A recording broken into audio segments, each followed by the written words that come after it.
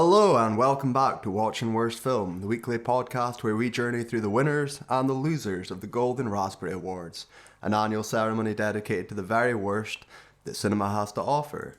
Joining us now, we are travelling back to 1985 with my beloved Rambo First Blood Part 2. Welcome back, I'm your host Kyle, joined as ever by Jericho. Hello? Hello, you sound miserable. Yeah, I'm a bit out of it. I'm a bit dazed and confused after having watched Rambo Part 2. And Rambo First Blood Part 2, come on. Yeah. Man. We can't say that every time, otherwise this podcast is going to be 5 hours long. So yeah, this is 1985, directed by George Cosmastos, I believe it's pronounced. Famously works again with Stallone in Cobra. And also, surprisingly, weirdly, does the critically acclaimed and beloved Tombstone, the Western, in 1993. So, very career. George Cosmatos, I know primarily as the father of Panos Cosmatos. Yes. Who directed your beloved Mandy. Yes, beloved Mandy. Your beloved, if only they'd replaced Nick Cage with Sylvester Stallone, Mandy. Cigar. But anyway, we are here with a sly budget. Pun intended. Do you want to take a guess at all? For the budget? Yeah. Let's say 84 million. Oh, 25 million. Okay. And a return of 300 million. Huge success. Yeah. Cultural phenomenon. Yeah. It revolutionizes Stallone's career even further. I mean, we're from Aberdeen. We had a beloved children's playground named after and inspired by this film. Yeah, so it was, what was it? It was at the carnival, at the arcade, and it was kind of like a soft play, kind of like... But Vietnam. Yeah, Vietnam. There's a big, like, wooden Rambo that was painted. From this film's poster as well, like, directly from Rambo 2. Was it? He was kind of cartoonified, if I remember correctly. Yeah, but the pose is... Yeah. exactly that. So, as always, what's your background with this film? My background with this film is that I have seen Rambo, I've seen First Blood, and I've seen Rambo, and I've seen Last Blood. Okay. And somewhere, something along the lines, something happened, because First Blood I really liked as almost like a character study. First Blood. It's this alienated Vietnam vet coming back a bit disillusioned, and it's almost closer to the deer hunter than it is anything else. And then by the time you get to Rambo and Last Blood, he's just killing loads of foreign people, snapping necks and firing guns. And so you've not seen the journey. You've missed the progression. No, exactly. So my background, I am a big Rambo fan of the franchise. I love First Blood. No irony, genuine, great little thriller. It's compact. It's really. I love the novel as well. Yeah. I'm a big fan of just First Blood in general. Yeah. I love Rambo, the fourth film, because of the insanity and sort of the ramped up, the 2007 or whenever it was released sort of mentality. I like tree trunk looking Stallone, where it's that Rocky Balboa, Rocky 6 effect. But Rambo 2, which again we'll just call it that, was my first experience with Rambo. Really? Okay. I watched this one as a kid. Yeah, if you're not gonna show a kid First Blood, are you? No, I can't remember the exact order, but I feel like it was 2, 3, 1, 4, 5. It's probably the order I seen them in. Yeah. I didn't see First Blood until I was a teenager, but I had. And there's a few times where I confused 2 and 3. You saw 2 and 3 and you were away to go and sign up for the army. Like, this looks like it's going to be a blast. And then you saw First Blood and you're like, actually, maybe not. Well, I had this one. I definitely had this one on VHS as a kid.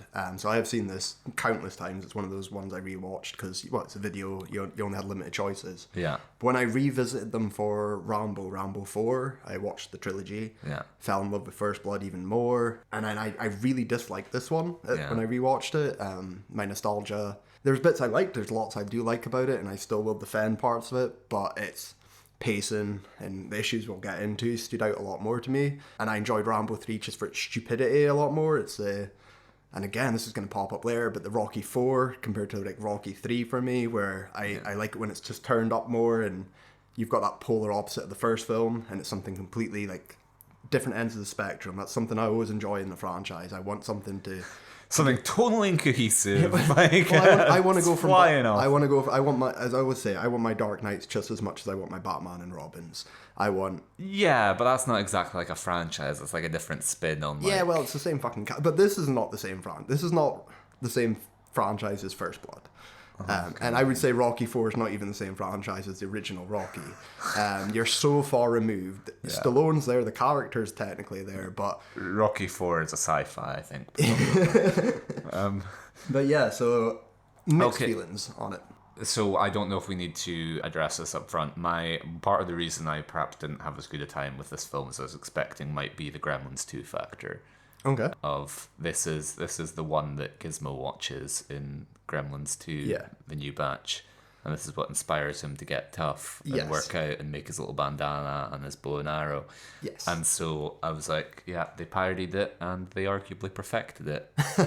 So I was like, there's no need for First Blood 2 in a world in which Gremlins 2 has already... Gizmo's a better Stallone than Stallone is. You can fuck yourself. So yeah, this is also like one of the weirdest. It's the only Oscar-nominated Rambo film. I saw that, yeah. Which is for Stallone's performance. For Stallone, for everything. Yeah. The Oscar for best all-round everything. No, it's for best effects, I think. Which I understand. This is he uses his budget well. This is not a bad-looking film in terms of effects and stuff. So yeah, pyrotechnics. Some squibs are good. You know, they get some body parts flying about.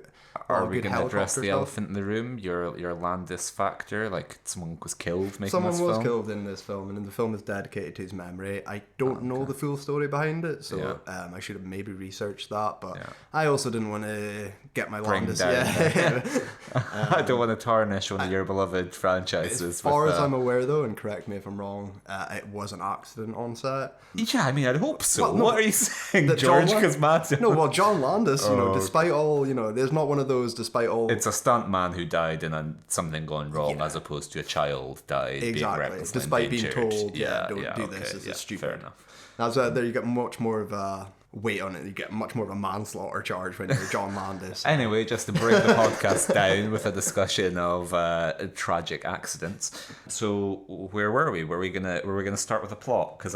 Yeah, I mean, we can start with a plot, but it's very wafer thin, so we will... I think there's some little... You want to get a little bit out of the way. Like, I think to begin with, I was like, okay, cool, I'm going to enjoy this. Because there starts off with something of a plot. It does. I mean, it's like 3 years after the events of First Blood. Pre-title sequence. Which is again, this is 3 years after. Is it 3 years? Okay, I just knew that. Do you want to do another 5 years? I assumed it was like 10 years. This is set in 1985. It is 3 years after First Blood. And, you can't change that. Yeah. And it finds... Arnie's playing John Rambo in universe. They've made a movie about this vet who went off the rails. Well, it was to show, I think everyone... A common trivia that in the novel First Blood, Rambo dies. And that was changed for First Blood because test audiences didn't want to see their hero die because it's a movie. And they're like, fuck it, we'll keep him alive. Yeah. So there wasn't... anything to go off because the author obviously killed off his character. You're in uncharted territory. What are you going to do with it? But anyway, it opens with John Rambo splitting rocks. He's been working on Chain Gang all the livelong day. Something always reminds me of actual Schwarzenegger movie as well, The Running Man, when he's in the prison camp. Yeah. I always like that. It's just, what do you do with Stallone and Schwarzenegger? Well, they've got to go break rocks, and that's the only way to contain them. Arnie would be doing it with his bare hands. Something I did read up about this in Cameron's original draft. Yeah. He had him in a psychiatric unit. I saw that, which he obviously gets not used and then recycles it in some other film he uses about Terminator, infinitely superior some other film that no one remembers. Which, I don't know, I'm going to say I'm a big fan of Jimbo over here. I think that's a better idea. I think that's... It's an interesting one. It's keeping you on... It's keeping it's keeping you on the rails from the first Rambo, which is, this is a psychologically damaged man. Yes, and Jimbo's other choices, as we'll get into, kind of contrast and maybe counteract what he was going for here. Right away. Don't question the instincts of a man. Don't question the instincts of the king of the world who's once again conquered the box office with Avatar 2. But anyway, it opens up with, and we get a returning Richard Crenna as Colonel Troutman from the First Blood. Yeah. He's come to offer a deal to Rambo that if he returns to Vietnam to save some prisoner war, if he goes back into the shit. To go back to check some prisoner wars, and he has been chosen because it's a camp that Rambo escaped from. The events preceding the first film, and if he does it, there's maybe a Medal of Honor award for him. There's his freedom. Shave 5 years off your sentence and get out here. Rambo's reluctant as well, because he understands the order, he knows his place in a prison. I like this opening. Yeah. I think it sets it up fine. It's not quite showing you what you're going to get. There's still that little holdover from First Blood, the connection there, which is going to quickly and rapidly get thrown out the window. But yeah, title sequence, we get... Wait. Oh, so all right. we've got my line, which I wrote down. So he agrees to it, and he says, "Sir, do we get to win this time?" Which, you're going to let me skip over that, are you? Yeah, no, that clued me in. I'm like, okay, so the semi-nuanced take on the horrors of war from First Blood, that's completely gone. We're just winners and losers now. Yeah. And Rambo is going to win Vietnam for the US. Yeah, again, we're sending chance, in one man to out-guerrilla the Viet Cong. So, yeah, now that I've got that out of the way. He walks weird. That's another note I have. He's like his physicality in this movie is kind of odd. Like, I don't know what's up, but he's very stiff in his upper body. He is. I know he did the rigorous training regime for this film. Training, and his physique is very toned. Let's just say. Part of me thinks maybe the toll of doing this and Rocky IV in the same year. Stallone's not always been the best mover. It's something I kind of on Deadly Ground. Seagal's similar. They're not good movers. Schwarzenegger's not a good mover. Yes, he is. You've got sometimes... I think it's strange because I really enjoy Stallone's physicality in First Blood. Yeah. Where it's very believable. Here it is ramped up more, and I don't know if it's just his physique that's holding him back a little bit. It's almost like he just has it's like he's an action figure, like he has no articulation above the waist, so his shoulders are set and he's just sort of wheeling along. I kind of compare it to Dwayne Johnson, right? When he came back to wrestle, and it was Dwayne Johnson, huge, he was always bigger as a movie star, physically, and he couldn't move in the ring or anything, and it was like that Action Man effect, and he was slow, and I was like, okay, when you bulk up, you're obviously going to lose some movement. Yeah. But then you're thinking, you're not. This is John Rambo. This isn't going to be someone that's going to be running around. He's going to be setting traps and hide. It's First Blood. So I didn't pick up on it, but I did notice it later on. Yeah. He's got ripped in prison, and he's abandoned his smarts. He doesn't need to have that sort of sly underdog thing anymore. The relatability, the likability is gone. I forgot how much I liked him in First Blood. Yeah, it's a genuine good performance. Yeah, he's very sympathetic in a way that we know I'm predisposed to not feel any kind of empathy towards Sylvester Stallone. I was rooting for him in First Blood. Okay, so Krenna then has him in and briefs him on the mission, and this is another note of mine. We find out that John Rambo is of Indian and German descent. Yep. So I asked you, I was like, hang on, is this the India or is it the racist India? Is this India meaning America or is this India meaning Asia India? Yeah. And I said, well, it's 1985, so you know your answer there. It's the Seagal effect. If you've got native blood in you, you're a true American hero. Yeah. I don't know why the German part. He's resourceful. Probably just to tie in the Rambo name, probably. It needs to be European of some form. Is he maybe German? Is he German in the source material? I can't remember. I don't think so, though. Being a good, staunch American, he can't be Irish. Stallone's not passing as Irish. No. He could be Italian, well, I guess. Italian Americans is a go-to, but maybe he wants to branch out. It's too close to Balboa, probably. Yeah. What else have we got? You're German. You're Germanic. He's just jealous of Arnie. He's trying to imitate Arnie. He's a part Austrian.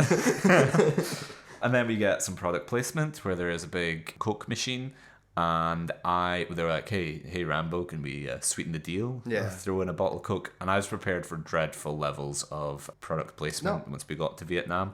But it is just like the US Army office has that big vending machine. Which, and they're hanging out, leaning. It's the water cooler. They all gather around the Coke machine. But there's a weird part. I think it's Martin Cove from Karate Kid. When he takes a can, he puts it down the table, but it's facing away from the label. Oh. And then he's holding it, but he's skewering the label. So I was like... It's no Leonard Part 6, that's for sure. Is this product placement, or did you just try and get away with it?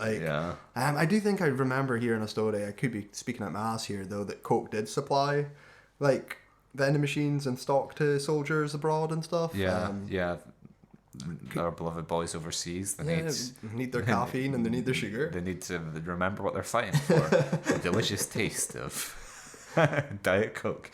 Okay, and then so I got confused. I was like, hang on, wait, they're sending him in to be a photographer. That was when alarm bells started ringing for me. It was just like, and like you said, they were like, it's the Jurassic Park 3 thing of like, Rambo knows the terrain, so we'll send him in. But I was like, why are you sending Rambo in to take photographs? Have you seen what this man looks like? He's way too buff to press like a shutter. You've got it's obviously revealed later, so we'll get there, but you've got to have your suspicions of the army and the government. There's ulterior motives going on here. There's something amiss, and Rambo knows this as well. Well, they say to him, don't do the blood and guts routine. Let the technology do most of the work. And I was like, why on earth do you break a mentally suspect man out of prison who's just done the blood and guts routine if you're not getting him to do the same thing? It's like getting the Suicide Squad and being like, no monkey business. I want you to play by the rules. It's almost like they know it's 2 birds, 1 stone. He's not going to do it. He's going to, and then he'll get captured. He went rogue because he's a crazy. Yeah. You remember First Blood? He could cover it up. Yeah. There's enough there that it makes sense, but suggesting this movie's critical of the U.S. government, suggesting their motivations aren't entirely wholesome, suggesting U.S. foreign policy might in some way be aggressive. Yeah, okay, so they send him off. Mm-hmm. So yeah, they meet in Thailand. There's instant, okay, this isn't going to be great. And then we get sent off in a jet with some weird shots as well flying over. The sped up footage that I hate as well. That's alarm bells for me. That's a filmmaking style. I'm glad Stallone didn't direct this as well, because I'm very glad. And I like Stallone in directorial things, but in this time period, 1985 is not his much. The biggest. He doesn't have the chops to do the action scenes. So he jumps out the plane but gets caught. That's such a bad set piece. I was so bored watching that, because there's like reverse shot of a big action scene. It doesn't. So he's like hanging on the side. He's like strapped in. He's going to use his beloved knife to cut himself free. But I was, and I'm watching it, and the way I maybe remembered it was part of his equipment breaks off and goes into the engine, and it goes, and it's like, oh shit, that's the threat. Sully thing. Yeah, the threat is if a bird in the engine. Like if you just cut yourself loose, you're going in the engine, and this is going to come to a quick end. So like I thought there's something more to it, but no. Like you say, it's 2 shots in it. Stallone's just banging off the side of the plane. But he does cut himself free and gracefully goes under the engine. Parachute comes out fine. He's not in the exact marker. He's going to be put into the wilderness, but this is okay. It's John Rambo. This is his home. He knows what to do here. And so what's next? What next is, do you have the character, the woman, the love interest? What's her name? Good question. It is Agent Ko Fyong Bao. He didn't. Okay, Agent Bao. It's Julia Nixon. Okay, Agent Bao. So he meets his contact, who's going to be assisting him on the ground, and he gets taken aback because he realizes it's a woman. It is a woman, and she says to him "This is another classic what was it? Dirty Love, wasn't it? This is another classic." Actor, Asian American actor who can speak perfect English, being told make your accent 50% more racist. I think it's what I don't like about Joan Shen's performance in On Deadly Ground. This is turned up 1,000 times more than that. That makes it look positively classy and dignified. And the accent, the delivery of the lines. It's you need to speak perfectly enough to be completely intelligible, but broken enough that we're meant to believe that this isn't your first language. So she's filling him in on what's going to happen, what's been going on, and she's like, "Oh boy, we're so happy to have an American in Vietnam. You guys, we've really missed you since you were last here." And the war never ended. She does say that, the war continued. I think that's. He says, I can't remember what exactly is, but he has some line about what war, or the war back home, or the war that they're fighting in their heads, or Like he makes some reference to soldiers being abandoned or like mentally fighting a war, and I wrote down as like mental health Rambo. Yeah. He's aware of PTSD. Woke Rambo. And it's something like, it's obviously in a more serious film. I'm going to be honest, maybe it's just as a Scot. I don't know the end of the Vietnam War as well. I know it through MASH, but I don't know it through... I couldn't tell the exact year it officially ended off the top of my head. No. I know it's late 70s, but... Yeah. This is one of those... I assume they don't just all become friends. I know the North and South divide would continue. So I quite like the way it's like, oh no, you're fucking off back home and war... You know, people aren't being nice to you because you're loitering, but we're still fighting each other. There's still a war going on here. Yeah. So I hate the delivery. I hate everything about the dialogue, but like there's bits here I'm picking up. I'm like, okay. Like the whole kind of forever war thing. That's where I said to you that I was like, I want Rambo transposed into every geopolitical conflict. I want Rambo going to Syria. I want Rambo going to Ukraine. Just every sensitive political area.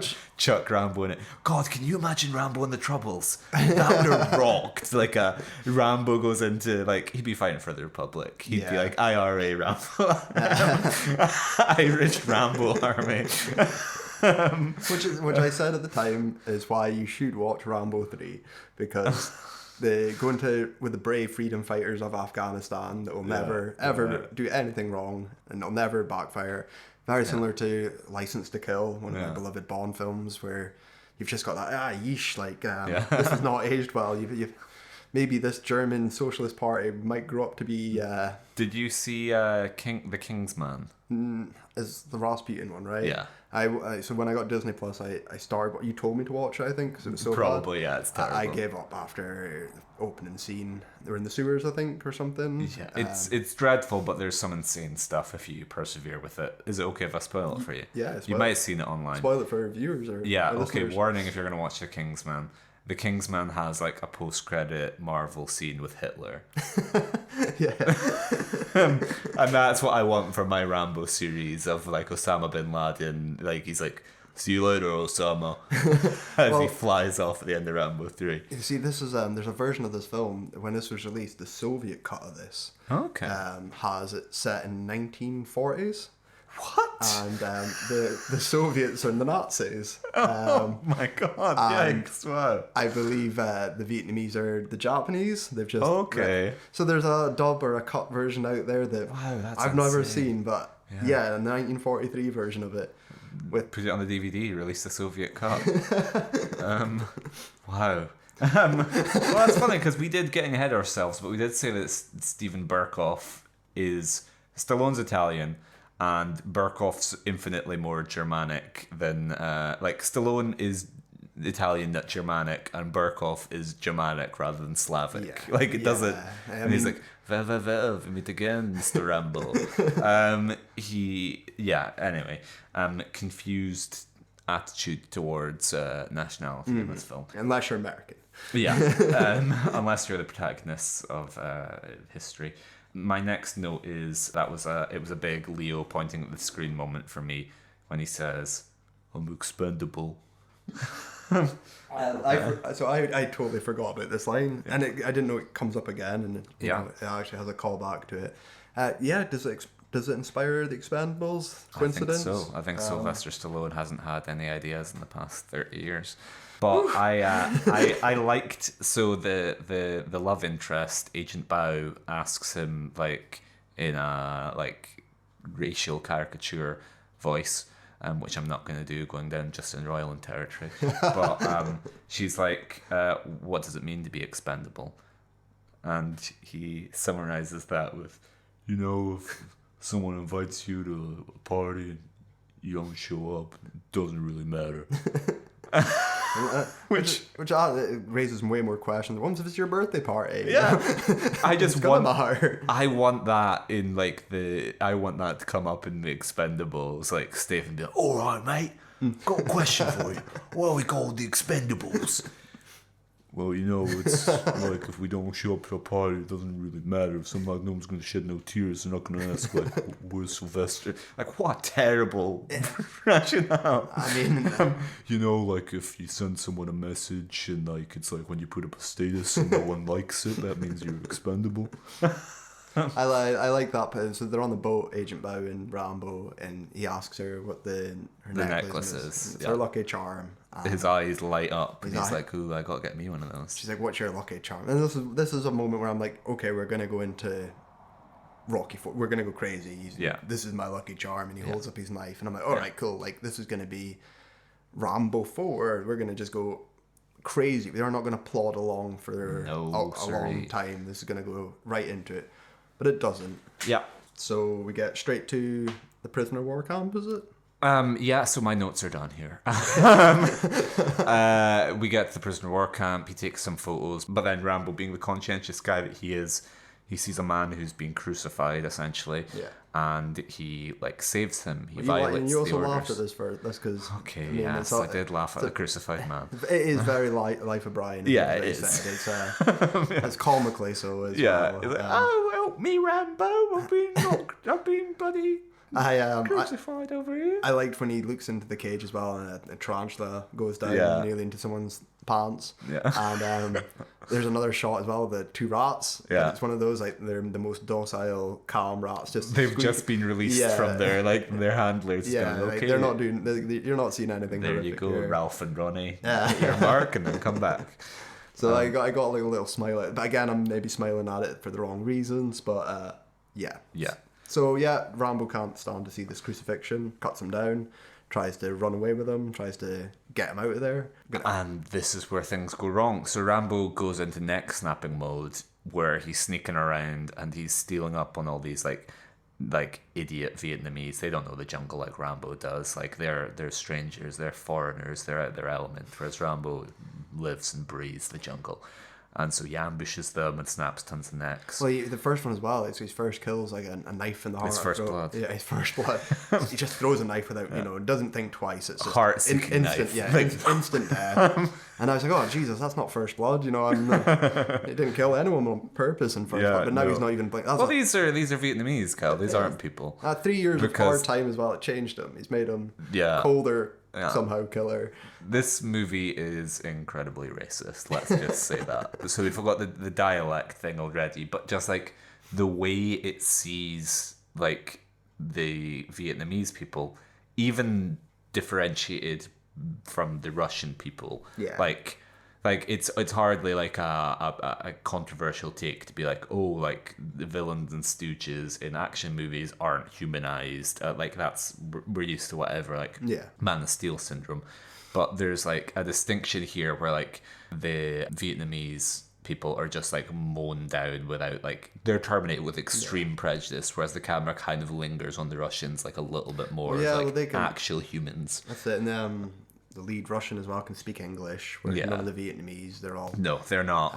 There's no depth to them. They are just henchmen there to be blown up and chopped up without a second's hesitation. Which again, despite the racism as well, is such a... Again, the contrast from First Blood. Everyone's life's important. Exactly. It's an anti-war movie. Whereas this is very much a pro-war movie. Very pro-war movie. The times are changing.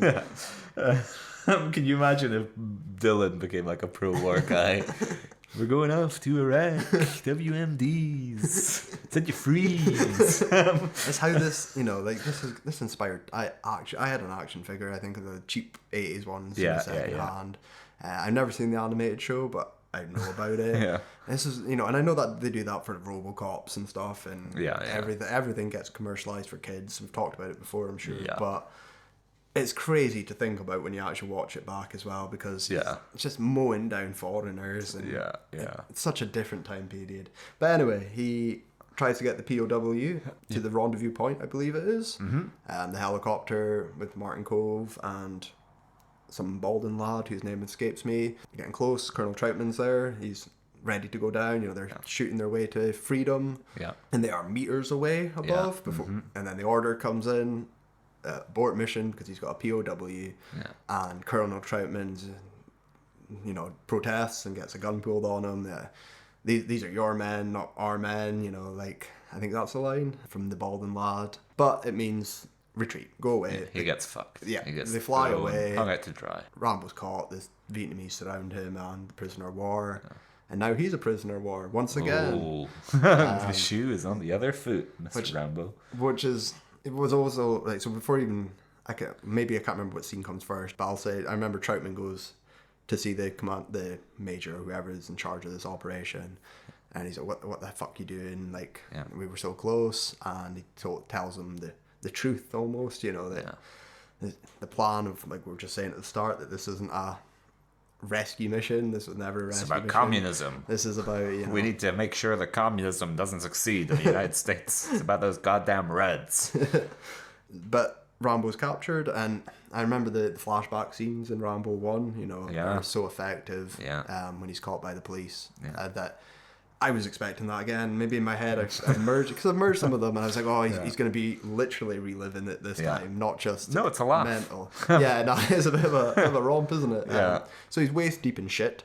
There's a weird shot where we see pigs in a farm, and then we see like their little sluice like running down the hill, and then into like a little gully just filled with excrement, and then we get Stallone, but it's like the way the camera follows the pig, then down the hill, and then Stallone. It's like an educational film, like, hi, I'm Troy McClure. Have you wondered how the sewage works in Vietnam? Well, it all starts with the pig eating some grain. A very weird choice. It doesn't build up any sympathy for Rambo because it is funny. I like the leeches on him and things. I mean, what should be horrific and, you know, disease and infection just doesn't seem when to you consider phase that like this is a thing that happened to people. When you see like Unbroken and like the like sort of like, granted that's Japan, but like when you see like the notoriously like terrible conditions that people survived in prisoner of war camps,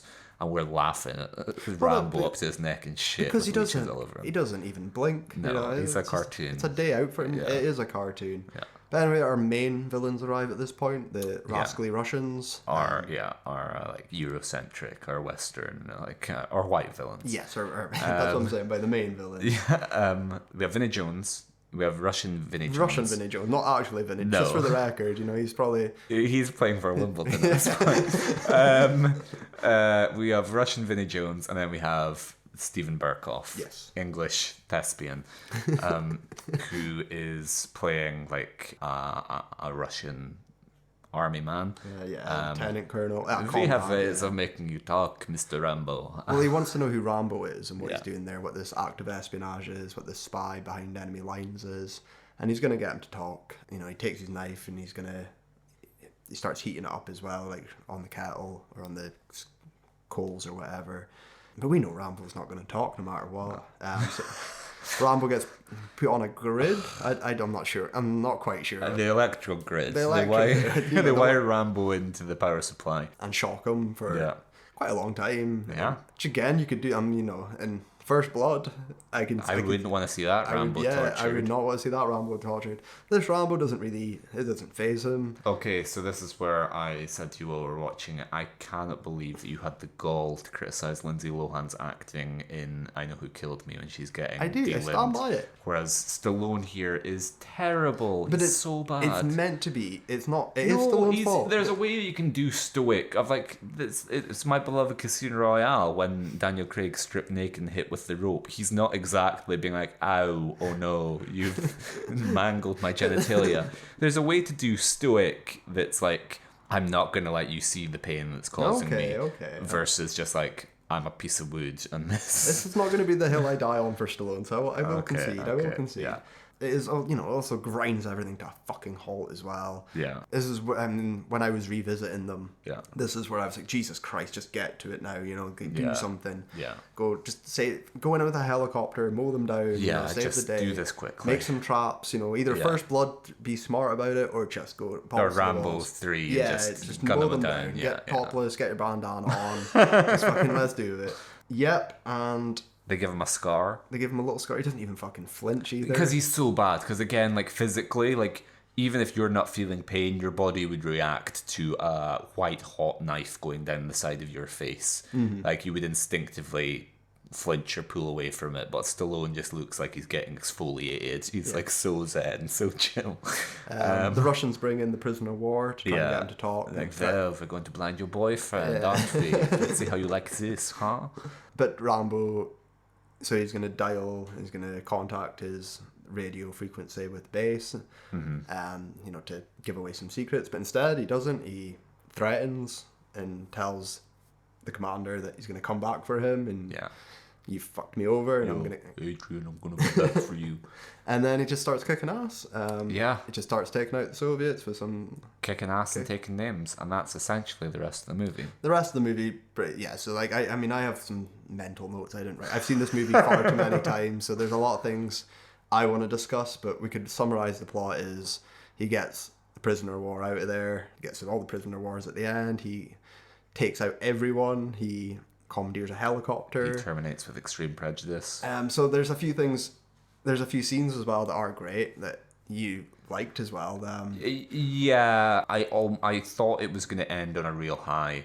It doesn't, because it takes the foot off the gas like a little bit, but when it really gets going, I do think like, okay, yeah, no, this is like, it's beginning to find its groove of like, we're not going to be a film, but we are going to be like an entertaining movie. Yeah. Which, based on what you said about Rambo 3, maybe that's where that is. Well, that's the scene where he's waiting with his bow, his explosive arrow, and the Vietnamese fella's trying to shoot him. That's genuinely fantastic. And he runs back up a hill, and then he's got the pistol. Because it's like a classic video game moment of like, and back in my gaming days when I was like a teenager, this happened to me many a time. Of Stallone's on a mission, he's running like away, and this Vietnamese like grunt is like, oh, I've got I can take him down, and you think like he's not far. Like if you can't kill him, don't take the shot, because then he'll realize you're there. Yes. And so he has like an assault rifle, and he like fires a ton of shots at Rambo. Misses him completely, and then Rambo clocks him, and Rambo like is so leisured with like. He sort of like looks at him, stares him down for a while. He opens his profile for a better shot, like puts the arrows down, and the guy is like he's out of ammo for his rifle, and he runs, and you think that he's running away while Rambo's almost doing the like closing one eye, like aiming. And you think like, oh, he's just running for it. But no, he's running to try and get a better sight line, and he continues to try and shoot him with the pistol. Mm-hmm. And all like, it's a great exercise in like tension building. Because as soon as this guy fires that shot and misses Rambo, you're like, okay, you're done. Yeah. It's a great explosion as well. Like, it's such a quick cut. I love it. Again, it's not, it doesn't save the film, but it's a genuine something I enjoy.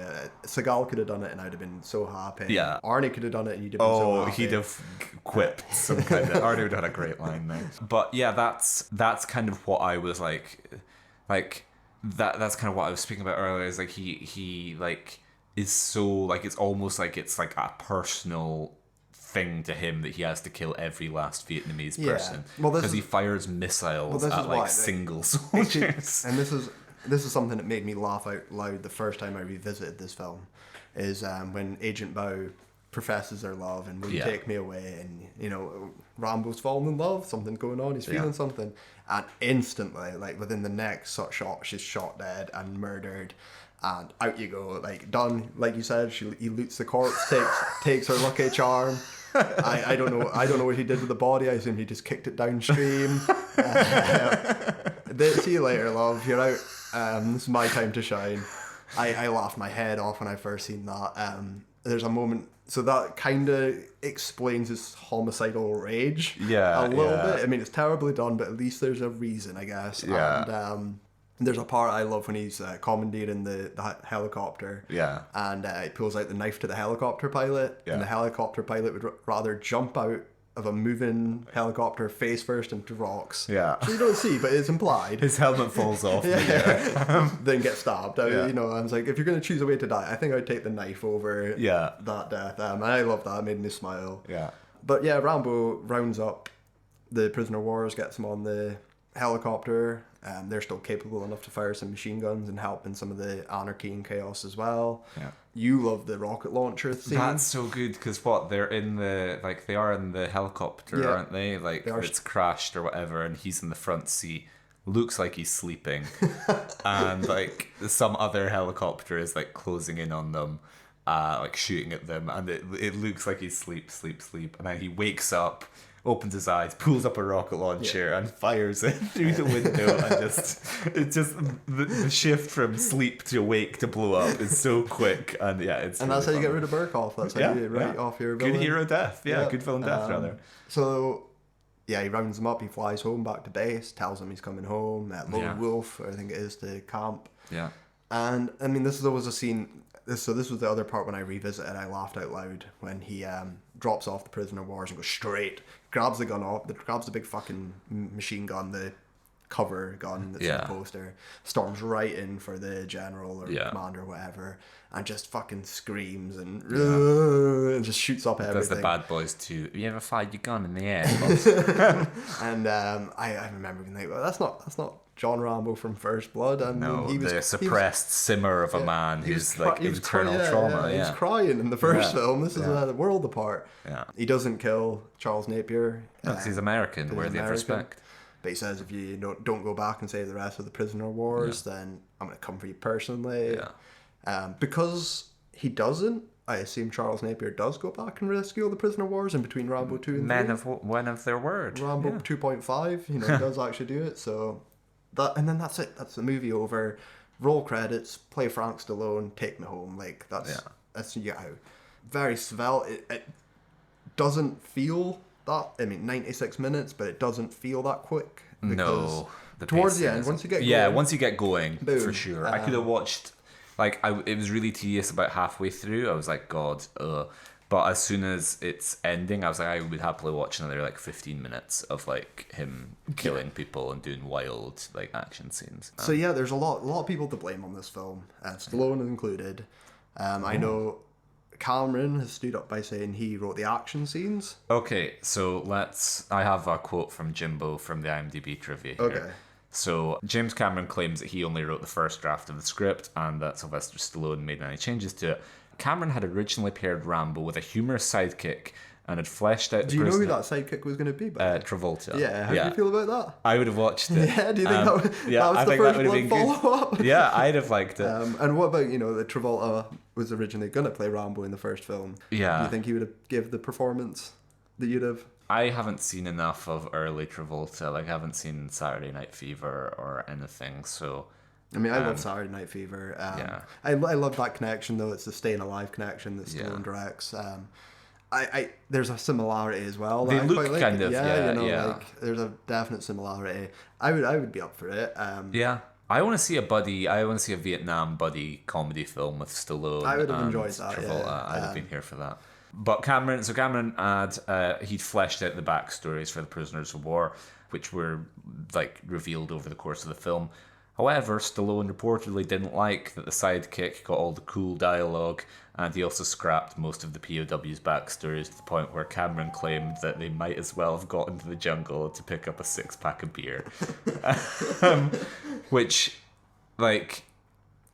just to preempt things slightly, that's the fix for the film, is if you have a stronger supporting cast, and you're more tied to the stories and like the stakes of the people he's rescuing. Oh yeah. Like we know Rambo's gonna make it out fine, but if we're and his relationship with Agent Bao isn't nothing. It's nothing. Absolutely nothing. But if we know the POWs as guys who've got I've Travolta, I've got a pretty sweet girl waiting for me back home. If Billy Rambo, his little brother, played by John Travolta, is a prisoner of war, and it gets personal, and we know this got a character development or something out of it, I 100% agree with that. I also think, the supporting cast, I like Napier as the bad general. I think he's fun.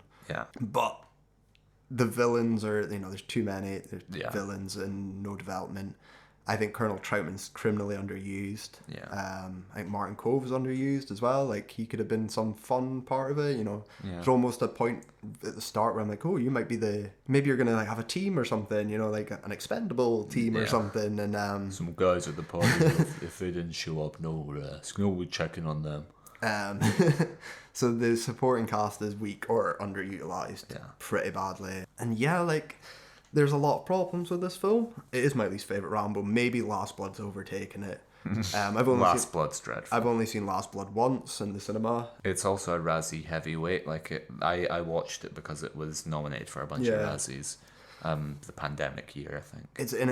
Again, I think it's also got like a good parallel with this movie because they are both messes in production. Yeah. I've always said Last Blood was not a Rambo film. You can tell that's a script that he's picked up. You know, it had so many versions and so many different versions and rewrites that is obviously some other film that maybe Liam Neeson was going to play about rescuing his daughter in Mexico, taking 6 or something, and we've just changed it around.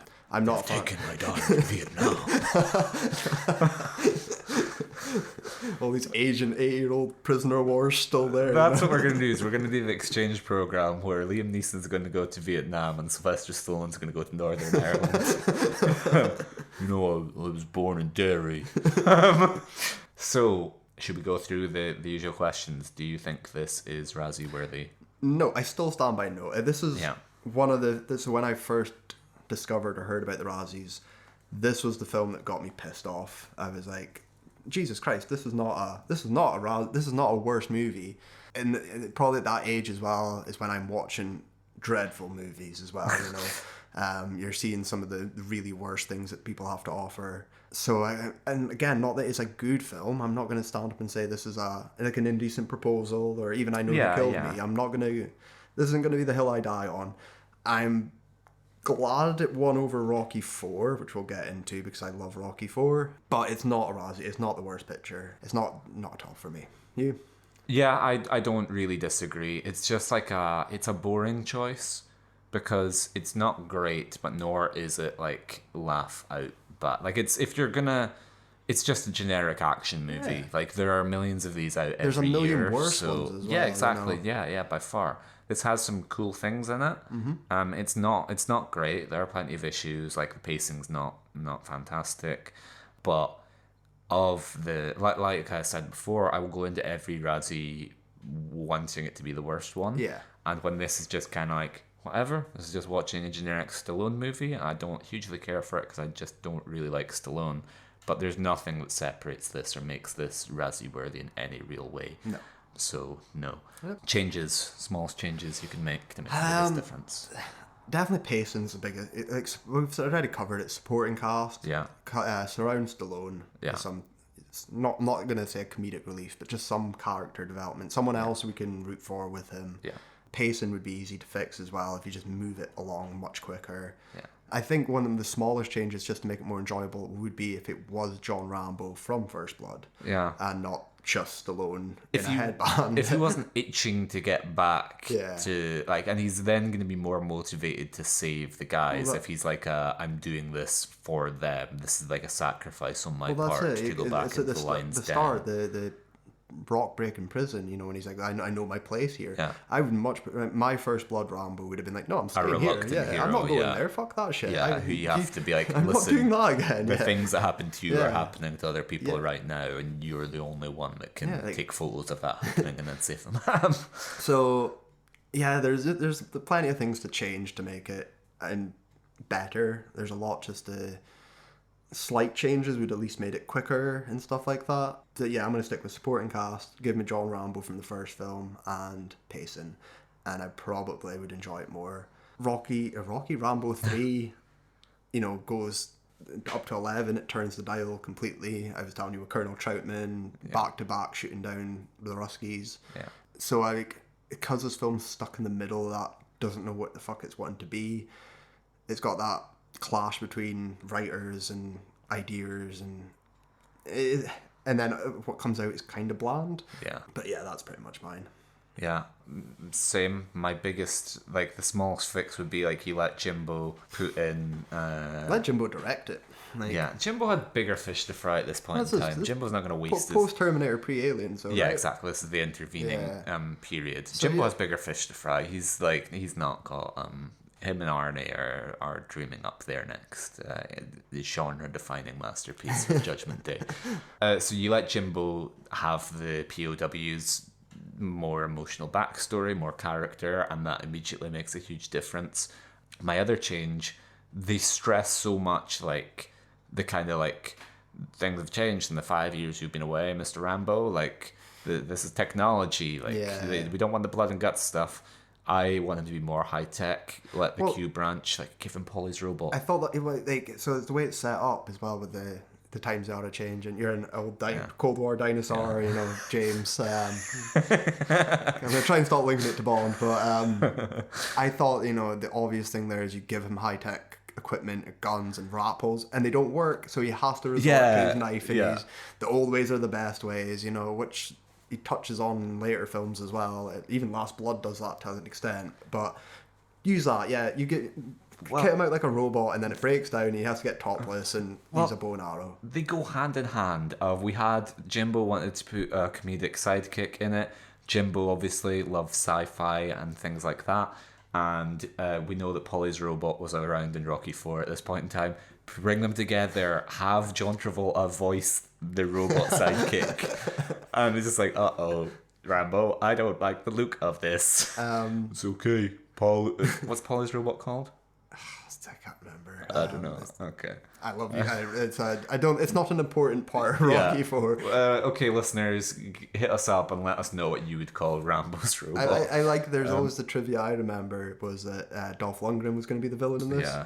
And then Stallone realised he was going to be in Rocky IV, and he quickly changed it. I would have loved to see Lundgren in this. Yeah, Lundgren would have been better than Stephen Burke. And then just merge, getting those universes closer, getting my Rocky versus Rambo screenplay I did when I was 12 closer to reality. You know, my joke of that was always, you know, Rambo wins because he just stabs him and shoots him, but then Rocky gets up at the 9 count and can't put him down. So it's this eternal struggle. The Ouroboros just goes on forever. So one of my things with this being Razzie worthy is that I don't think it is really, but I would struggle to point to something because I haven't seen many films from this year, so I don't know what I would point to say like, no, that is the correct winner. So let's just go through our beloved stinkers because they were around in 1985. Okay. So Revolution won Worst Picture. They diverge quite a lot this year. Do you know Revolution? I know of Revolution. I have not seen Revolution. Okay. We then have Fast Forward. Oh, Vin Diesel. Too Fast, Too Forward? Not quite. Sidney Poitier and a dance troupe from Ohio. We have Godzilla 1985. We have Perfect. And then we have what I suspect may be my winner for Worst Film of the Year, Porky's Revenge. Is that... That's the third one. Yeah. So I've seen Porky's 1 and 2. Revenge is the one I've not seen because... Again, even a hormonal 12-year-old wasn't going to go through that. And then we'll see some of these other dishonourable mentions come up. But we had The Black Cauldron, The Bride, The Company of Wolves, weird. Grace Quigley, Jim Cata, King David, King Solomon's Mines, Lust in the Dust. Lust in the Dust, a Western comedy starring Tab Hunter, Divine, Cesar Romero. Okay, this is nominated. Yeah, I've seen it nominated. Out of Africa, which won Best Picture, of course. Police Academy 2, The First Assignment, Rappin'. Jill Silberg. Oh, Mary Van Peebles. A sequel to Breaking 2, Electric Boogaloo. Wow. Electric 3. And then we have Red Sonja, Rustler's Rhapsody, The Slugger's Wife, Turk 182, Water, and Year of the Dragon. Very weird year. Weird year. I mean, these are... 85 is a weird year in general. I was thinking of Red Sonja when I was looking up films beforehand, what came out in 95. Yeah. Being a big... Again, it's going against my Stallone love. I love Conan. I love both. I love 2, despite it being much worse than the first film. Yeah. I remember getting Red Sonja thinking this is going to be essentially Conan 3, which is, you know, what it was. It is. But it's much worse. Like, it's the decline returns. So yeah, and there was a few other ones I was thinking about as well at the time that I don't know if they get nominated about, so we'll come up to them. A View to a Kill comes out this year. Are you suggesting A View to a Kill as Razzie worthy? I don't think any other one, but I do believe it is the worst performance from Roger Moore. Because he's 56 and his plastic surgery, and he's got the weird eyes where he can't blink. Yeah. And he's creeping on 20-year-olds. It's like he's got older and his love interests have somehow got younger. Yeah, I like A View to a Kill. For the record, I like Over Octopussy and stuff, but Roger Moore in particular, I would have nominated or have him win here. Yeah. And that was one I was thinking about. I was also, as much as I love it, I know Beyond Thunderdome gets a lot of shit, especially at the time. I don't care for it. I like Beyond Thunderdome because I'm insane, but I would have thought that would have popped up. Despite me not wanting it, I was expecting these other ones to come around. And then Police Academy 2 as well was another one, because I had the box set. of the sick, and I like the first film, and then oh Jesus, two's back. Oh, they're all downhill. Like that, like rapidly diminishing returns. But Red Sonja was definitely the one that was sticking into my head because even being a young kid, I didn't like it. I was bored. The problem is I don't want my Conan fantasy films to be fucking boring. And I remember them fighting a big snake. That kept me entertained, but. Yes, but I actually haven't looked at these Razzie nominations this year. All I know is Rocky 4 sweeping the noms, and Rambo obviously winning, so I'm excited to get into this. Well, in the second half, we will tackle all of the other nominations and winners for the year of 1985, so stay with us for that. Yeah. And here we are in the second half of the podcast where we'll be going over all the other nominees for the year of 1985. So, worst picture, we had Year of the Dragon. Have you seen Year of the Dragon? I've seen Year of the Dragon many years ago. Yeah. Didn't care for it much, but I think it's one I've always wanted to rewatch. But yeah, I've got no comment here for Year of the Dragon. It's been too long. I watched it for this, and because I know me and you were like big fans of Heaven's Gate and annoyed with Cimino being nominated for that. I can kind of understand it for Year of the Dragon more. It's a weird one. This is a good year for racism because Year of the Dragon is incredibly racist. Yeah. It's just like racial slurs, the movie. every 30 seconds you've got another racial slur flying around. And the stereo, like the characters, like in Rambo 2, the characters just are seen as objects to be blown up and killed. Whereas in Year of the Dragon, more attention is given to the Asian characters, but they're all like sort of like parodic like stereotypes. Okay. And so Year of the Dragon, like watching it, I was like, this is dreadful. But then there are little bits where I'm like, oh, it's got like a good sense of place. And like that feeling of Chinatown where like this is a bad movie but made by a good director. Just when you think you've talked yourself into, yeah, this is eligible or worthy in some ways, something happens where there's like an amazing shot of like Chinatown and like the Twin Towers in the background or something. And you're like, oh, this is a cool way to frame this. Yeah. Or it's almost like the French Connection in terms of it's got that geographic sense of a place that not every movie has. Rocky 4. Absolutely not. Like I said, I'm glad it didn't win. I love Rocky 4. It's my second favourite Rocky, or third maybe, behind Rocky and Rocky Balboa. Yeah. I love it for what it is. If you don't understand it or get it or enjoy it, that's fine. It's too cerebral for you, and that's fine. That's fine if you're fuck you, Mr. Razzie. This is dunking on Stallone. This is doubling down. Rocky 4 is infinitely better than First Blood Part 2 as well. Yeah. It's infinitely better than Rocky 3 to me, despite a lot of people maybe preferring 3 and 2 as well. No. I love Rocky 4. So I watched Rocky 1 years ago, and then I watched all of the sequels in the pandemic, and I couldn't quite remember what I thought of 4. But 4, despite Paulie's robot, I think 4 is quite good. 4's fun. Like, it's exactly. Fun. Yeah, like it's 60% montage. It's montage. It but moves, it hits emotional beats. Yeah, you get James Brown. You get some dreadful performances, but it does have some good. Like, it's not dull. Oh, it's not Rocky. You can't compare it to Rocky 1 or Creed or Balboa or the later ones.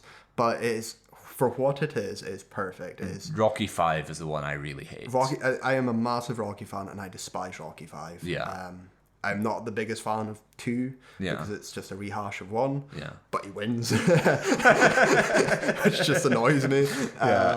But Rocky 5, I genuinely hate that film. So. Whereas Rocky 4, listeners who haven't seen Rocky 4 is the one where he ends the Cold War. Yeah, he defeats communism. Yeah. Single-fistedly. And then we have Revolution, which we've spoken about. So that is the Al Pacino American Revolution movie. Yep. Which neither of us have seen. Which it's like The Patriot to me. I'm not gonna watch it, I'm afraid. And then we have Fever Pitch, which I've not seen. Richard Brooks, starring Ryan O'Neal, and I've not seen it either. And then, of course, Rambo: First Blood Part 2, the winner. Worst actor, we have Glum Gazingo, John Travolta in Perfect as Adam Lawrence. So Perfect, it says, is based on a series of articles that appeared in Rolling Stone in the late 70s. Which is mad, isn't it? Like, desperate times. It's like what's the movie that was based on the tweet? Zola? No, the thing with Riley Keough. about the stripper and it's like a one word, not Zola. Okay. Might have to look this up. All right, But yeah, anyway, look up. yeah. So it was based on the Rolling Stone magazine chronicling the popularity of Los Angeles health clubs amongst single people. An amazing synopsis for a movie. Can you imagine, like, okay, we're in 95, we're in 85, and you're taking a friend to the cinema, and you're like, let's go see Perfect. You know, the movie chronicling the popularity of Los Angeles health clubs amongst single people based on the Rolling Stone magazine? From the 70s?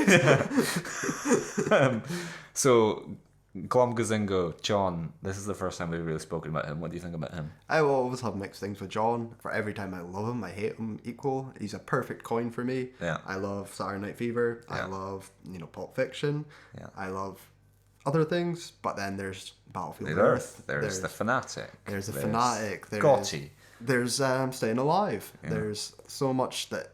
Yeah, he's a very, very mixed bag. I like him maybe when he's younger and a bit more energetic and relatable and less weird and robotic. He had fun in Hairspray. I remember him in Hairspray. True, yeah. He was good fun in that. Yeah.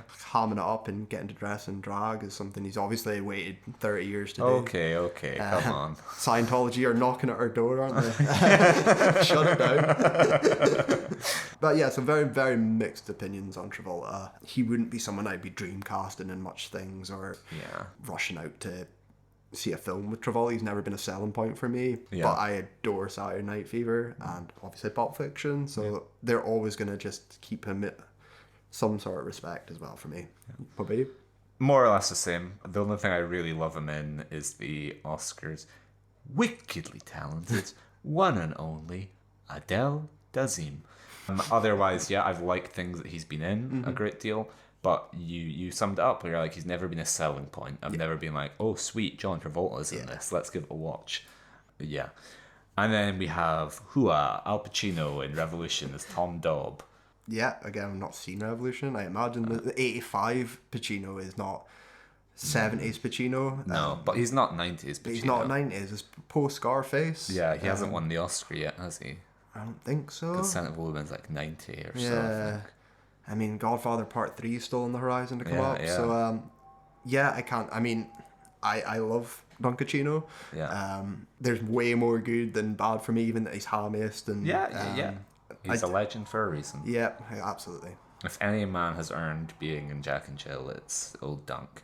Then we have Richard Gere in King David as David. Okay. I've not seen King David. King David seems like it would be right up your alley. It's just the way to say it. Move over Rolling Stone articles. Give me. And then we have Divine in Lust in the Dust as Rosie Velez. So I mean, I've not seen enough of Divine. I've seen obviously Pink Flamingos and some stuff with Waters. Yeah. I'm aware of Divine more than I've seen of Divine. It's those kind of like schlocky exploitation Waters stuff wasn't for me. Maybe it is now, but I was always, like I've said millions of times, going towards the Italians and their way. Yeah. So I don't really have an opinion on Divine other than Pink Flamingos. Fair enough. I have no real knowledge of this. I'm just going to say, like, is this Mr. Razzie working out his gender politics here? Because Rosie Velez, I'm assuming that's a non-male character. Yeah, I mean, Divine's usually plays straight up females. Yeah, exactly. So, like, Eddie Murphy won for Rasputina, so is Divine in the wrong category here? Divine's one I'm gonna stay clear of. I don't know. I don't really understand where she or he would like to be put under, because obviously Divine is the performer. It's Eddie Murphy. It's not like a stage name or stage persona. We can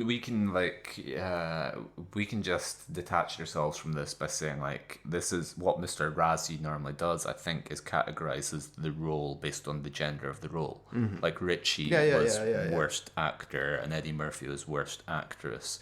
So I would just guess Rosie Velez, based off the name Rosie, would be worst actress. Yeah, so he's got the category wrong. He hasn't nailed his thing yet. So he's a fucker. Like, and, even in 85 as well, you're still a fucker, aren't you? 5 years in. And then worst actor, of course, Sylvester Stallone in Rambo First Blood Part 2 and Rocky Part 3 as John Rambo and Rocky Balboa, respectively.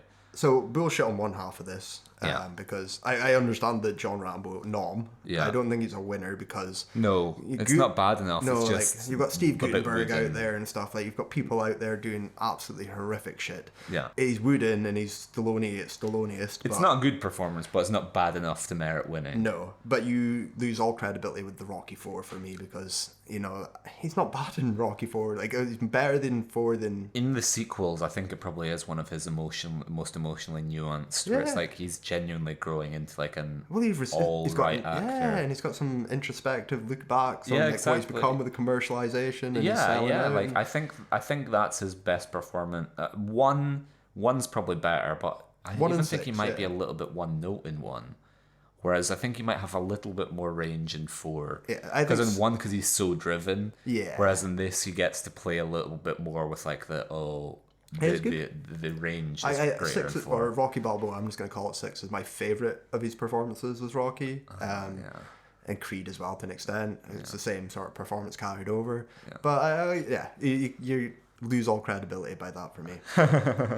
Worst actress, Tanya Roberts in A View to a Kill as Stacey Sutton for being a teenager creeped over by Roger Moore. Yeah, that's surprising. I was just thinking to myself, because saying Roger should have been worst actor, as I said, and Stallone doesn't deserve it. Obviously, Stacey, Tanya Roberts, got a lot of shit from Bond aficionados and stuff. Really? I've watched A View to a Kill not that long ago. She's not that bad, you know. Like she's better performance, and you could argue some other Bond girls over the years. I think the age difference is obviously the weirdest part of it. Yeah. You know, Grace Jones isn't exactly setting the screen on fire. You know, like, and she's for this fun. No, I don't think she's that bad. I think that's a unwarranted nomination. Then we have Bridget Nielsen in Red Sonja as Red Sonja. Yeah, I don't think she's very... her lack of charisma or presence in Red Sonja, it works for other people. It works. She was better in other things for that, but no, I don't like her in Red Sonja. She's one of the biggest problems I have with Red Sonja is her performance. So that's fair. I'm going to stay out of it because I think she's probably... Like, if I criticise her, I probably have to criticise Arnie in the first one, in that she just doesn't have the humor that sets him apart, but it's one of those like raw performances. In a weird way, right, I'm gonna say Arnie, maybe not so much in the second Conan, but the first one particularly, he has a physical presence. Always. Bridget doesn't have that physicality, that performance, that comfortability. She's always it's a little bit Gina Carano. Yeah, she's very wooden and she's stiff, whereas Arnie could have been a barbarian. Yeah. You would 100% believe that. He punched that camel. So, no, I definitely think she deserves it. Okay, then we have Jennifer Beals in The Bride as Eva. Never seen The Bride. Period horror film starring Sting. Oh, I should have seen The Bride. Based on Frankenstein. Oh. So the film follows Baron Charles Frankenstein, who creates a woman, Eva, while his original monster, believed to be being killed in a laboratory accident, escapes to the countryside. So Sting is Frankenstein. I was going to say Sting the monster. And Clancy Brown is the monster. Oh. Good casting, I guess. Yeah. No comment, because I haven't seen Jennifer Beals. I feel like I'm always going to get that wrong and say Jennifer Beal. But I'm not, off the top of my head, I haven't seen her in anything. Interesting cast. Quentin Crisp, Carrie Elwes, Phil Daniels, Timothy Spall. Yeah, Carrie Elwes. Yeah. Strange. And then we have Ariane in Year of the Dragon as Tracy Tsu. You want to comment on this since you watched more recently? Yeah, she's not good. She sucks. But it's like it's a weird one where I'm reluctant to blame an Asian woman for failing in an incredibly racist film. Okay. Like, I don't think the film was set up for her to succeed. Like, it's not a great part, but she stinks in it. Okay. So, worthy nominee.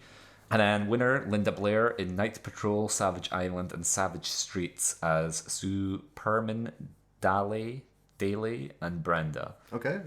I'm probably the Linda Blair fan out of the two of us here. Yeah. It's even like Exorcist 2, which is notoriously bad. I really enjoy her in that. I know she can put in a performance and stuff. I haven't seen any of these three. I've noticed one doesn't even have a link, so I get worried here. Savage Streets and Night Patrol do sound... Or are they theatrical releases? Are they eligible? Can I get you? Can I take away your Raz? Can I do the opposite of my quest? Can we return it? You just want to meet Linda Blair. Yeah. Listen, take us off your mantelpiece and send us back. Cast us back into the fires from whence it came. Worst supporting actor. We have Burt Young in Rocky IV as Paulie Bonino. Yeah, no. Oh, come on. Like, he's not his best. I like him Rocky 1 and 2 and... Paulie sucks in 4. But I don't think it's worst supporting actor for me. I need to see it again, which I'm not a huge rush to do, but I think Paulie was pretty bad. No nom for Paulie's Robot, unfortunately. Then we have Robert Urich in Turk 182 as Terry Lynch. Never seen it. Okay. You don't know him? He seems like a... Seems like a guy. A human male. Yeah, I have no idea. Herbert Lom in King Solomon's Mines as Bochner. So we've spoken about this series before. This is the Indiana Jones. Yeah, the Quartermain. The Alan Quartermain ones. Yeah. So again, I have no comment. I've not seen Herbert Lom in anything off the top of my head. I probably have, but it doesn't spring to mind. Fair enough. And then we have Raymond Burr in Godzilla 1985 as Steve Martin. Oh, it's a strange... Weird to have the jerk in Godzilla. He hates these cans. Godzilla hates these cans. No comment. No comment. Then the winner, Rob Lowe in St. Elmo's Fire as Billy Hicks. So it's been a while since I've seen St. Elmo's Fire. Yeah. It was one of my sister's favourite films growing up. I can't comment too much on it. Have you watched it recently enough? I've never seen it. Okay. I don't remember Rob Lowe being particularly bad in it. Yeah. Probably not worst supporting actor bad, but I'm going to have to refrain just in case I watch it again and I'm like, Jesus, Rob, what are you doing? You've let me down. This is not your Wayne's World performance I'm waiting for. And then worst supporting actress, we have Talia Shire in Rocky IV as Adrian Benigno Balboa. I think she's quite a non-entity in 4, if I remember off the top of my head. Yeah. It's more his love of Apollo Creed in America. Yeah. So I'm gonna, but it's by this point she's comfortable in her role. Like I like that when she gets comfortable with money and the fate. You know, like she has a growth from the first film where she was such a shy, strange, awkward pet store owner, whatever the fuck she was, to this. I liked it a lot, so no, I'm not having anything from Rocky 4 here, to be honest. Fair enough. Worst on-screen robot. Okay. Then we have Julia Nixon Soul in Rambo First Blood Part 2 as Ko Bao, which is a yes for me. I mean, the accent doesn't help, the way delivery. I tried to recognize her because I was like, I've seen you in something before. I was watching it back. I was actually just watching it. Yeah. I never thought about it. I was like, I've seen you. She is in Star Trek, I believe, Next Generation. Could be Deep Space Nine, but because I've been binging them over lockdown and sort of like the last year and stuff, she popped up again, and I was like, oh, that's what she was. So her career doesn't take off after this. This is her debut as well. Mm-hmm. It's pretty rough. The film, she's not to blame. I'm not wanting to put the entire blame at her feet, but she does suck in it, so like I don't know what to say. Yeah, I'm realizing that we forgot to go over this in the first half. Oh well, chaotic episode. Yeah, she's not great, but again, it's not really a role that's like set up to succeed, so nomination but not wins perhaps about the right level.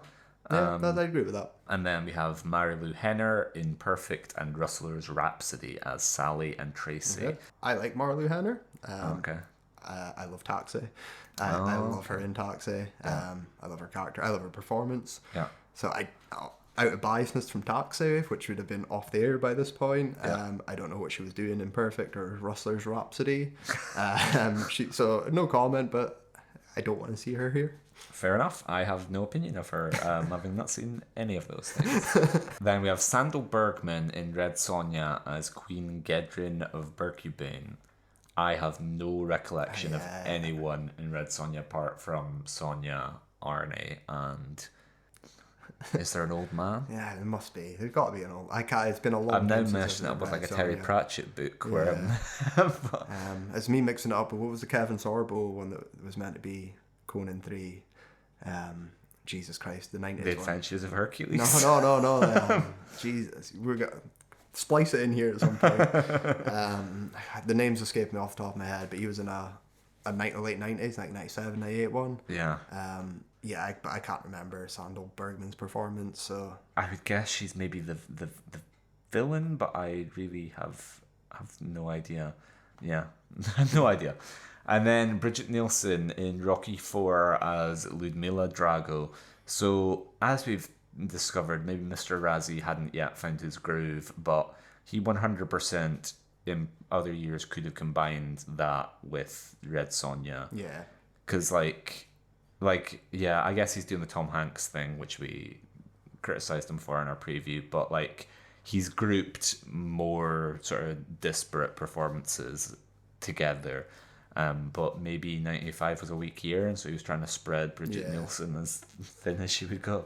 But you should have watched Porky's and, who's supporting in that. For the record, I don't mind her in Rocky IV. Her role's not She's just over there to like set up Drago. stand over the shoulder, to set up Creed 2. Couple of Russian lines. Yeah. That's it, yeah. Yeah. Really weird. I'll have a go over for lead performance in Red Sonja. Yeah. But I can't, not for Drago. Yeah, it's the arm candy in Rocky IV, whatever. Worst director, Hugh Hudson for Revolution, George Cosmatos for Rambo First Blood Part 2. What's your thoughts there? I had my issues with him, with the scene, the turbine scene where he goes out the plane, but on a whole, I think it's fine. I think it's serviceable. I mean, I don't know where some of the blame lies for certain things. I think there's a lot of finger pointing on this. Like, you did this, I did this. If she is to blame for like the direction and delivery of Agent Bao, I'm going to notch him up a few nominations. It's not great, but it's very generic. Some of it's TV style shooting as well. Very unimaginative. You're not getting any... It's very done by the numbers. But because that's bland and not bad, I don't think he deserves it. Or a nom, really. Yeah, I'm okay with nomination, but certainly not win. Michael Cimino for Year of the Dragon, which, as I spoke about, was just constantly going back and forth of like, yeah, this isn't good, but oh wow, that is really good. So...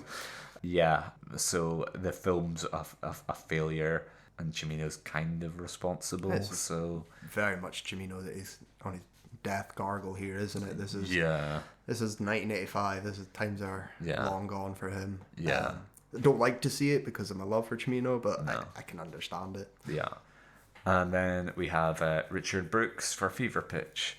So neither of us have anything to say about that because we haven't seen it. Which brings us on to the winner, Sylvester Stallone for Rocky IV. No. 100 no's for me. No, again, even watching Rambo 2 today, Rocky IV is, like you say, it's paced so much faster. It's got some strange choices, of course, but like there's some interesting stuff to do in it as well. I like the fights in Rocky IV. Like I like how he shoots them as well. I like how he does some of the big set pieces and stuff. I love how he shoots these montages.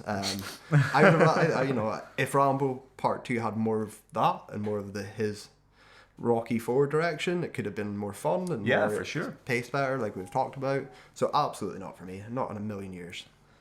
I don't really have anything to add. So moving on to worst screenplay. Year of the Dragon, screenplay by Oliver Stone and Michael Cimino, based on the novel by Robert Daley. Probably well deserved. Most of the flaws are with the screenplay because it's just a bunch of racism. I didn't know Oliver Stone co-wrote it, to be honest. Neither did I. It's a strange combination, but neither did I until watching the credits.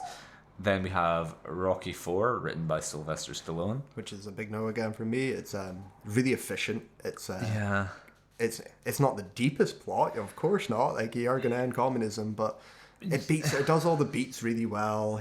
The idea of making a fourth Rocky, I can see nominating that just because you're like the barrel is so dry, you're just scraping every last thing off the edge, but in terms of the actual film itself, I don't that's think Rocky it's... 5 though. That's the Yeah. this is like, you don't expect there to be anything left in the barrel like after 3, but there is. There's a weird James Brown goop at the bottom, but by 5 is okay. There's nothing. I am literally just going back. I'm literally revisiting the first film because I have nothing at this point. But no, I don't want him there. I don't agree with that. Fair enough. Perfect screenplay by Aaron Latham and James Bridges, based on articles in Rolling Stone written by Latham. Okay, so he was involved. Good to know. Fever Pitch, written by Richard Brooks. And then The Winner, Rambo First Blood Part 2, screenplay by Sylvester Stallone and James Cameron, story by Kevin Jarre, based on characters created by David Morrell. Yeah. So this is... it sounds like it's the worst version of this screenplay. Yeah. But it's kind of just generic more than bad. I think you're just doubling down on the film here, and you've got to kind of justify your choice for it for some reason. Yeah. Again, Red Sonja is a worse screenplay off the top of my head. As I said, Police Academy 2, you know, how can you have a comedy with no jokes and or rehash jokes? You're giving it because it's Stallone. James Cameron's first Razzie as well, is it? I was going to say it's only, I think. Do you think he has it? I'm going to get it for him, James. Leave that Avatar 2 awards. Make some space. Then worst new star. Okay, I'm gonna hold you responsible for working out how old these people were at their time of nomination. Okay. Kurt Thomas, Jim Carter as Jonathan Cabot. He is at least in his 20s. Okay. Jim Carter I love. It's not great, but it's weird. Yeah. Having a gymnast being your action hero and having to solve things through gymnastics and martial arts is such a strange combination. He is not good in it. I'm surprised he's not popped up in any other nomination. It's weird just to come in at new star and not have anything else. Yeah. Makes me think he didn't watch Jim Carter. Oh. Because, you know, it's Mr. Razzie. He's not fucking watching these films. He's too busy watching Commando. He doesn't do anything else as well off the top of my head after this. It's a one and done kind of thing. Yeah, well, there were no other roles going for a gymnast. Gymnast with limited martial arts abilities. Actually, it sounds like Seagal maybe could have made use of him. And then we have Julia Nixon-Soul in Rambo First Blood Part 2 as Ko Bao. I don't know, star, this is where we just get into the semantics of what do you mean, define your terms, Mr. Razzie. Kurt Thomas is absolutely the star of Jim Carter. Yeah. Julia Nixon is not the star of Rambo. Star suggests almost like household name or like they're the vehicle, whereas she's just like a B tier love interest. And then this is more what I'm talking about. Title character, new computerized Godzilla in Godzilla 1985. So, but how old was he? Obviously programmed that very year. It's a baby. Yeah. I can't wait until we get to is it 98 Godzilla, does it? Yeah. Because is he still wears new star then? The half puppet, half computerized monstrosity? I don't like this either. This is a bullshit award for me. You haven't seen Godzilla 1985, I have not. No. I've seen a couple of the Toho ones when I lived with flatmates that were binging them and the Mothras and stuff, and they've all blended in because that's not my genre. That's not kind of those monster movies aren't for me. I'm most familiar with the modern revival and 98, which I've seen stupid amount of times. 98 is brilliant. I love it. It's my favourite Godzilla. It's my introduction to Jean Reno. It was a fond memory of getting Godzilla toys from Asda. 100%, yeah. And then we have Ariane in Year of the Dragon as Tracy Tsu, which kind of covered, seems not great to be criticising her, in which she's been cast by Michael Cimino to play a racist stereotype. Yeah. And then the winner, can't really argue with this, Bridget Nielsen in Red Sonja and Rocky IV as Red Sonja and Ludmila Drago. Sorry, go click or get her filmography up for a second. Yeah. I'm just wanting to see some before I make a comment because I can't She's been argue. working for 20 years before. Yeah, I'm just trying to think. Go up. No, it is her debut. Okay. Fair. Yeah, you can't argue with this. Yeah, Cobra's round the corner. I see that. I'm not going to defend Cobra, so yeah, I think as a worst new start, especially for Red Sonja when you're put front and center. Yeah. No one again. Rocky IV nomination here is bullshit. because she's barely in it. It doesn't count. She's not the star of Rocky 4. Yeah, as much as we've said she's not like she's not worthy or whatever for Rocky 4, she, out of like a lot of these, at least she's a title character, and she kind of was the star, I think, in terms of like she was like a presence where people were like, oh, we're going to see her in more things. Yeah. And so that brings us on to your favourite category. Worst original song. It's back, baby. I love the 80s to have this. I'm really sad though, as when we were going through these, that they were so bland. There wasn't, you know, I miss the Coneheads theme, you know. I miss all these weird shit that comes up. These later. were all written by actual musicians as opposed to Dan Aykroyd. Yes.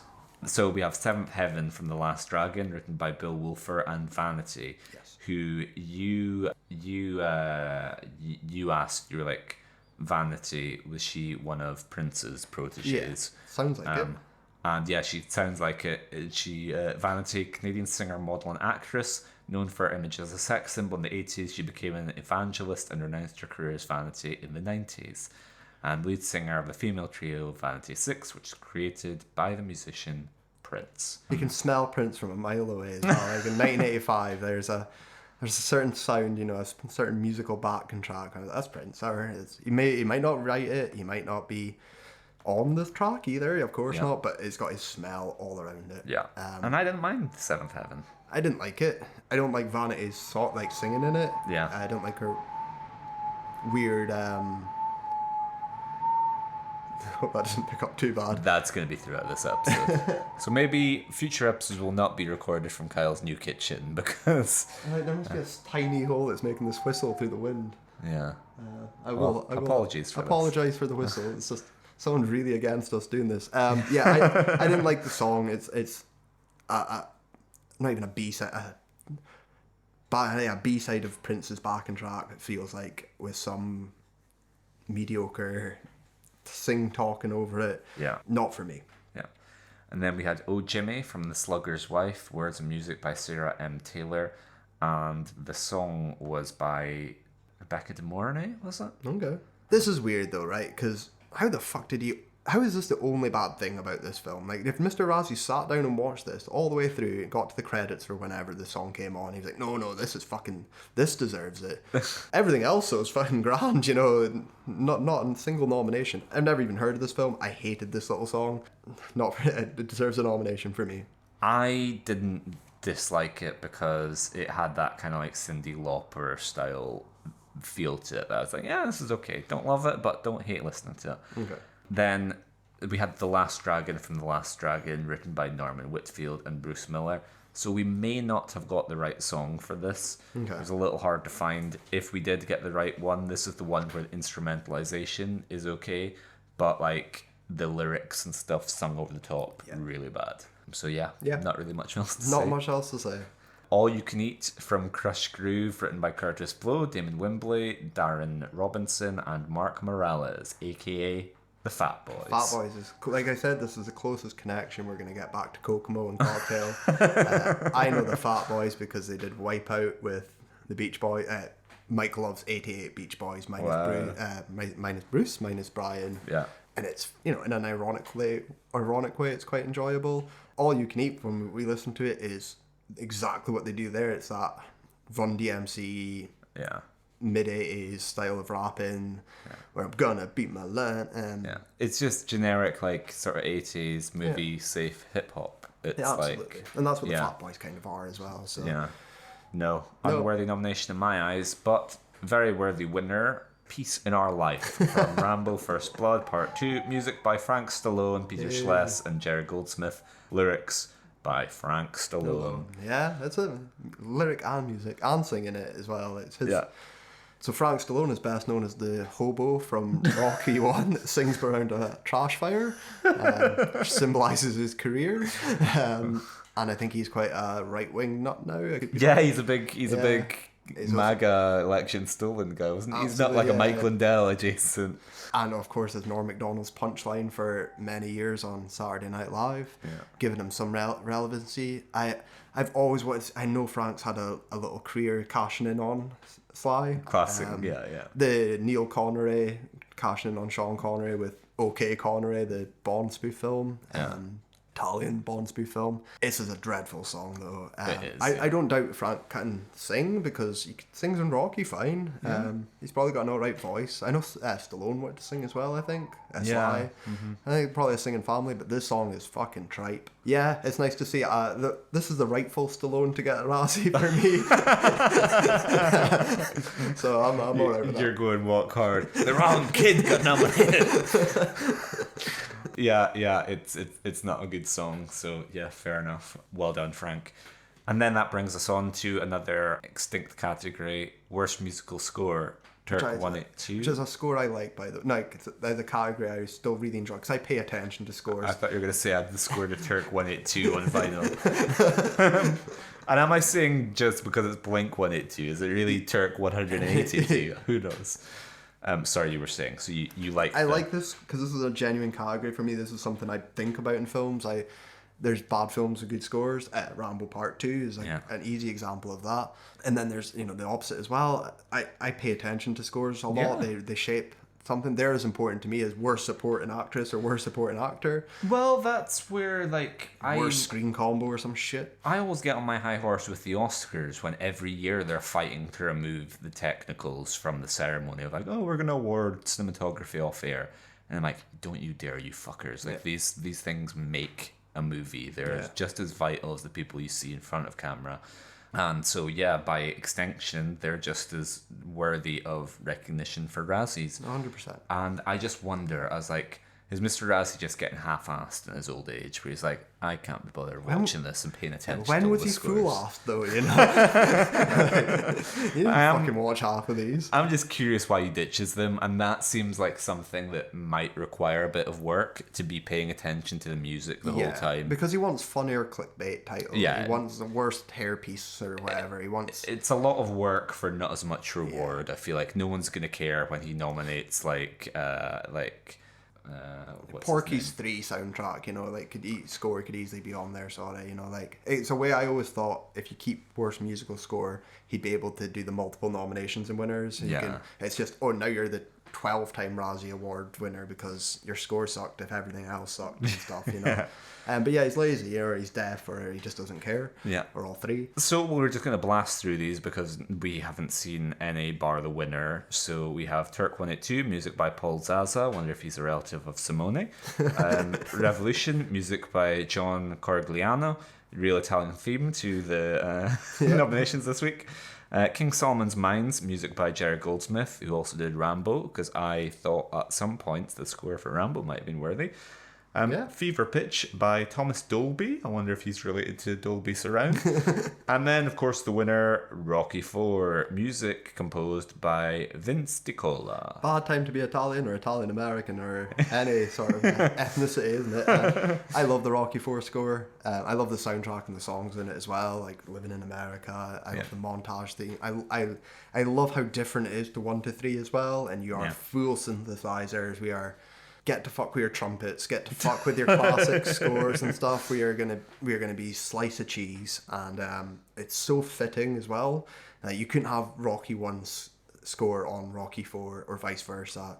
It's perfect for what it is, and it also amplifies that cheesiness as well. And I love it. So fuck you, Mr. Razzie. Don't disagree. Echoed. Fuck you, Mr. Razzie. And with that, we conclude another year. And this was one of your 3 pillars. This is my 3 pillars. Like I said, when originally this is what got me intrigued about the Razzies. Kyle Origins. I was like, why the fuck does it? And I was like, and again, I think I Know Who Killed Me was the first time I'd seen a film be nominated in real time at that year. Yeah.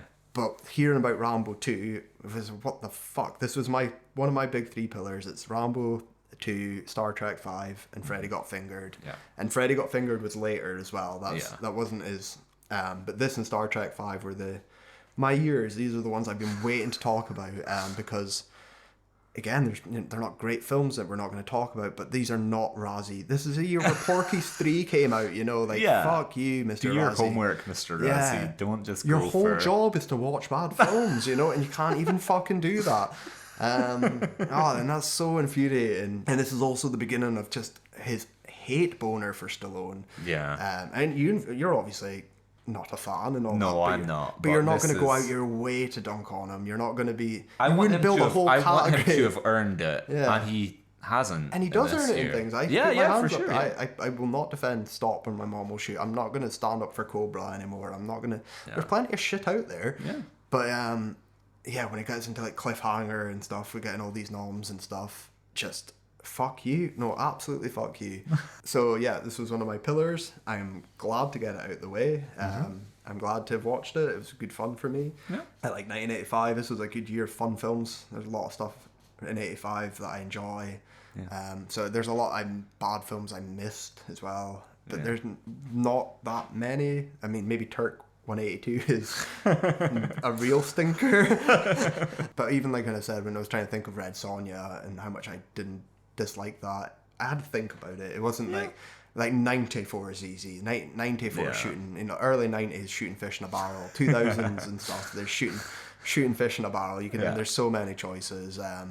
But yeah, it's good fun for me. Well, I'm glad you enjoyed it, and that opens up now. In the future, we can do our Stallone special. Yes, we've got this out of the way, so yeah, look out, future special. We're going to work through all of his Razzie nominations. Which there are a lot. There is a lot. Because he's the most successful actor in the history of the Razzies, isn't he? Most decorated by far. Yeah, so we will tackle that on a future special. Now we've seen his one and only worst picture. And that's again, yeah, that's the of point. All the things that you're going to go for, like, he's a sitting duck. Rocky 5 escapes. But, like... Yeah. Nah. Well, we hope you have enjoyed this episode. If you want to follow our progress through our Razzie Worst Picture journey, then you can follow us on social media at Watching Worst on all of the social platforms that you can think of. We're not on Be Real. Should we be on Be Real? No, we shouldn't. We'd have to be together at all times. Exactly, yeah. Just in case. Here's us not watching a Razzie. Or we find out a way to... we just upload every single one of us as us watching Rambo 2. Oh, what are they up to? Watching Rambo 2 again. But you can find us on most other things at Watching Worst. You can email us at watchingworstfilms@gmail.com. So get in touch there if you have any thoughts, opinions on the podcast, on the awards, anything Razzie related, on what you think Paulie's robot should be called when he gets shipped up and sent off to Vietnam. Well, there's a rock. Paulie's robot escaped. Yeah. And it was no worse supporting actor. There was no worse new star. No worse. Imagine if he liked it. It's the only part of Rocky 4 I like is the robot.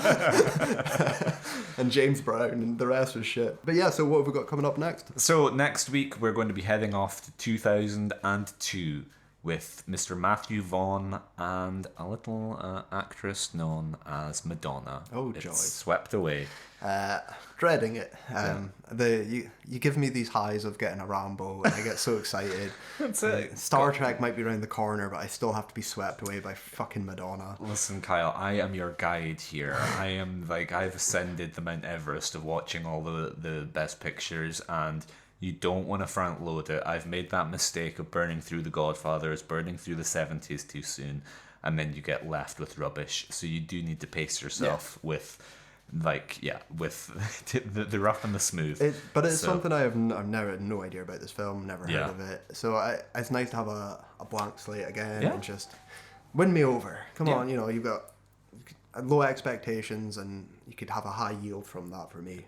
I just realised I got completely wrong. I got Matthew Vaughn and Guy Ritchie confused. Matthew Vaughn's the producer. Guy Ritchie is... I thought Matthew Vaughn was married to Madonna. No, it's Guy Ritchie and Madonna, the power couple. Yeah. I forgot Guy Ritchie existed. Sorry, Matthew Vaughn, for giving you credit there. Still produced it. Yeah, so join us next week for that. Excellent. Look forward to it. See you guys.